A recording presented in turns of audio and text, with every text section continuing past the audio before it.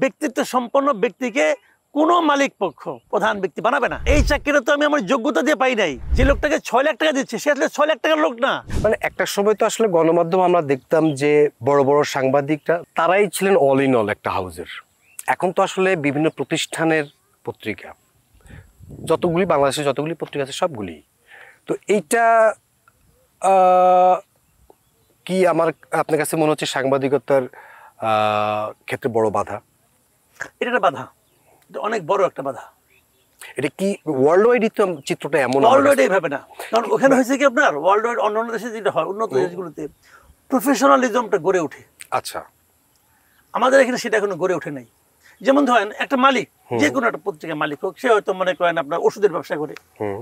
আমি এক্সাম্পল দিয়ে বলি আপনাকে, আপনি দেখবেন প্রথম আলোতে কোনো ওষুধ দিয়ে কোনো রিপোর্ট হবে না।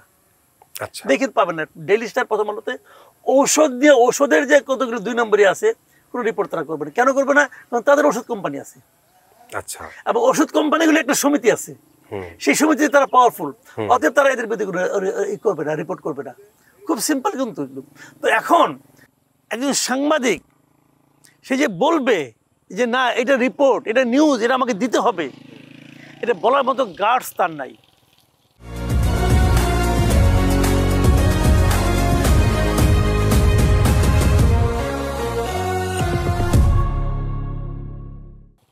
নাই কেন সেটাও আমি বলি। নাই এই কারণে আমাদের এখানে আমাদের তাবৎ সম্পাদকরা ওরা খুব হয়তো মন খারাপ করবে আমার এই কথা, কিন্তু বাস্তবতা যেটা, আমাদের দেশে যে কোনো একটা পত্রিকায় আপনি যাবেন, যে কোনো একটা টেলিভিশনে আপনি যাবেন, টপ পার্সন এবং একদম বটম পার্সন যিনি আছেন, এদের স্যালারির ডিফারেন্সটা আপনি দেখেন, মাথায় খারাপ হয়ে যাবে। একজন পাচ্ছে 6 লাখ 7 লাখ, আবার তার সঙ্গে পাচ্ছে শেয়ার, প্রতিষ্ঠানের শেয়ার সে পাচ্ছে কিন্তু এরকম, আর নিচে যে পাচ্ছে 15,000 20,000। তাহলে পার্থক্যটা অনেক বেশি না? বেশি কেন? যে লোকটাকে 6 লাখ টাকা দিচ্ছে সে আসলে 6 লাখ টাকার লোক না, সে আসলে 1.5 লাখ টাকার লোক। তাহলে 6 লাখ টাকা দিচ্ছে কেন? দিচ্ছে এই কারণে যে তুমি আমি যা বলবো সেটা হুবহু শুনবা, এবং শোনার ক্ষেত্রে তুমি তোমার পেশাদায়িত্বকে ইউজ করবা না, অর্ডারলি মতো তুমি কাজ করবা। এই জন্য তোমাকে বাড়তি টাকা দিচ্ছি। এই লোকের চিন্তা হলো আমি যে 6 লাখ টাকা পাই, বাড়ি পাই, গাড়ি পাই, আমি যদি ওনার কথা না শুনি আমাকে সরাই দিবেন, তো আমি তো এই মানে একটা চাকরি পাবো না, কারণ এই চাকরিটা তো আমি আমার যোগ্যতা দিয়ে পাই নাই, পেশাদারিত্ব দিয়ে পাই নাই, এটা তো পেয়েছি মোসাহেবি করে। অতএব উনি অন্যান্য সাংবাদিকদের ওপর স্টিম রোলার চালাবেন। এই জন্যই আমাদের এখানে সাংবাদিকতার পেশাদারিত্ব নষ্ট হয়ে যাচ্ছে।